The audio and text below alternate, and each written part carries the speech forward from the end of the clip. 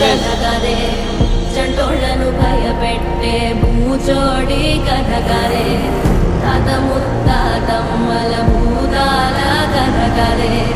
విక్రమాదిత్యుడు చెప్పిన వేదాళుడి కథ కదే దీపము నుండి బియ్యం వచ్చే అల్లావుద్దీన్ కథ కదే ఇది ముడత చర్మం ముసలి చెప్పే కథలాంటి నిజమే